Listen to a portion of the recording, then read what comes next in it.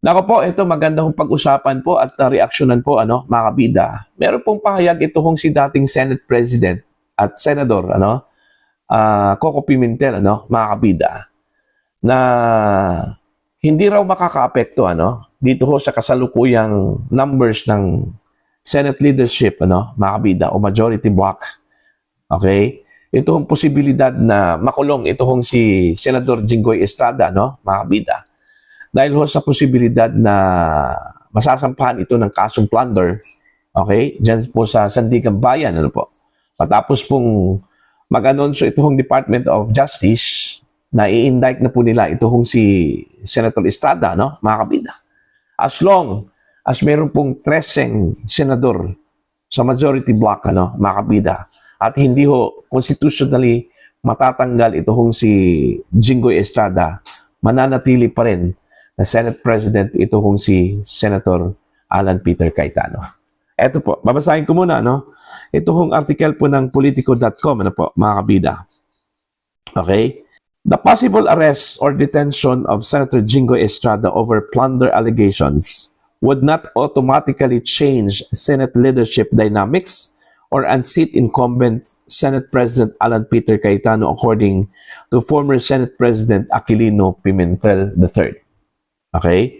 In an interview on Billionaire News Channel's At the Forefront, Pimentel addressed concerns that ongoing legal developments and shifting alliances, including Senators Juan Miguel Zubiri and JV Ejercito joining the minority bloc, would affect the balance of power in the Senate. He said the numbers needed to change leadership remain fixed regardless of any senator facing charges or detention. So malinaw po yung sinabi po ni Pimentel po, Kahit na po, mga kabida, yung mga senador nahaharap po sa mga kaso, mga kabida, o possible detention, okay? Hindi raw magbabago ang numero nito. Okay? Ibig sabihin, kung makukulong po itong si Senator Estrada dahil sa posibleng kasong plunder, mga kabida, which is a no bail offense, mga kabida na po. Okay? Mananatili pa rin Senate President ito hong si Alan Peter Cayetano. Alright? Ito yung sinabi po ni Pimentel, 13 pa rin, he said. Okay? Pimentel explained that senators under indictment or detention are still considered members of the chamber unless they are removed through proper constitutional procedures. Alright?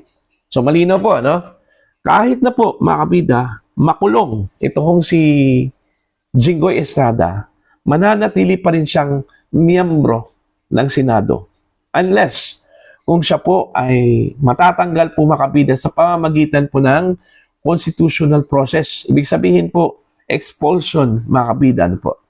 Okay? Pero as long na walang ganong proseso, mga kabida, kahit na nakadetine pa yan, okay, mananatili pa rin miyembro ng Senado ito kung si Jinggoy Estrada.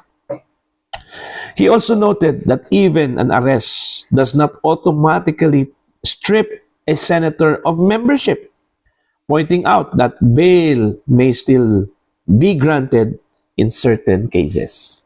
Kahit na yung plunder, pwede kang makabail kahit na po no bail recommended po yan, makabida. As long as yung kasong plunder, makabida, makitaan po ng weakness. Ibig sabihin, mahina po yung mga ebidensang inilatag po, laban ho dito sa kasong plunder ni Jinggoy, okay? Pwede hong makapag-apply po ng bail ban, ito hong si Jinggoy Estrada, mga kabida, po. He noted that even if under arrests, you can still be granted bail. Alright? Pimentel stressed that the Constitution and the Senate rules apply to all members of the Senate. And because the chamber currently has a full membership of 24 senators, you use 24 kasi full ang membership ng Senado ngayon. Okay? Those intending to change the Senate leadership must produce the 13 senators who will now vote for a change in leadership, he said, adding that the mere absence of Cayetano supporters would not weaken the current administration. Ibig sabihin, kahit po absent itong si Jinggoy Estrada o sino man po yung naharap po sa kasong plunder, mga kabida, okay? It doesn't matter. It won't change, okay, the current leadership po, mga kabida. Okay? Kaya na sinabi po ni Senator Pimentel, okay, as long as meron pong 13 members, mga kabida, at ni isa po sa kanila hindi ho na-expelled, mananatili pa rin na 13 yung kartada po ng majority. Okay?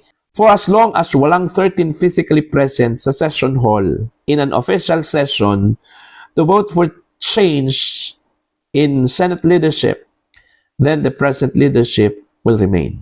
Okay? He said that it doesn't matter kung absent ang supporters ni incumbent Senate President Alan Peter Cayetano. It will not affect him because the status quo will continue unless may 13 talaga who want change. Alright, politico.com.ph.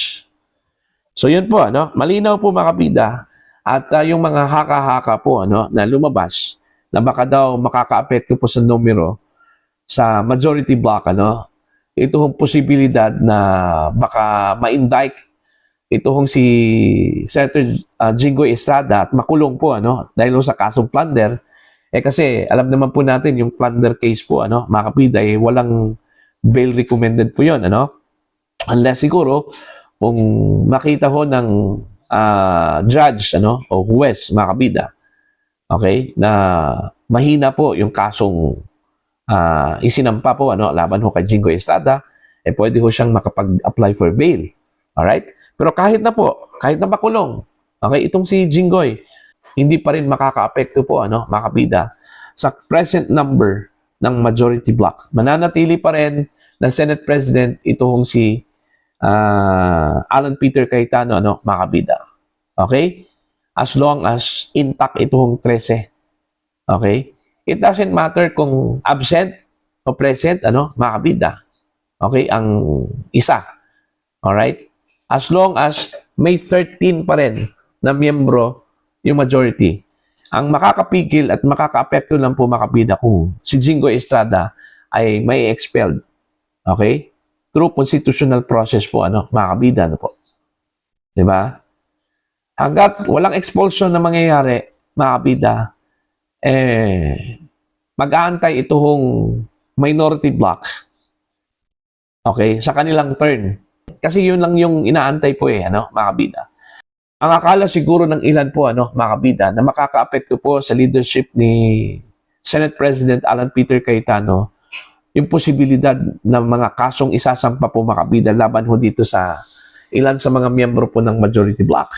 Yun kasi yung pananakot po, sa kanila, mga kabida, po. Kaya nga, kapag hindi ka susunod at aalis dyan po sa majority, posibleng maharap ka sa kaso, Okay?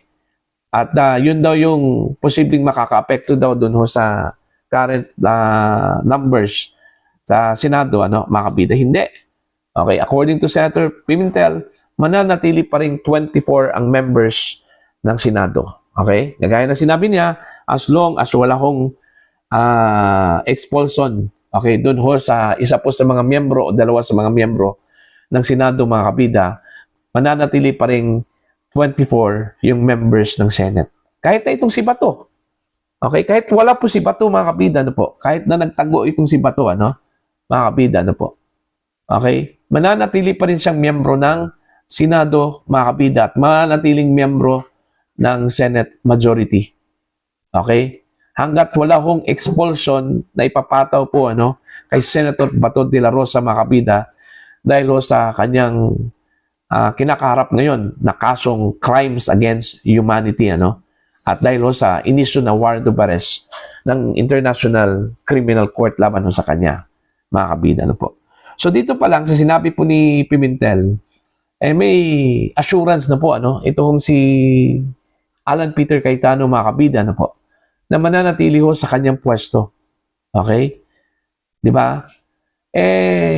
Kung tutusin dalawa lang po ang kailangan po ng minority po, mga kabida, para po makuha po nila itong majority block.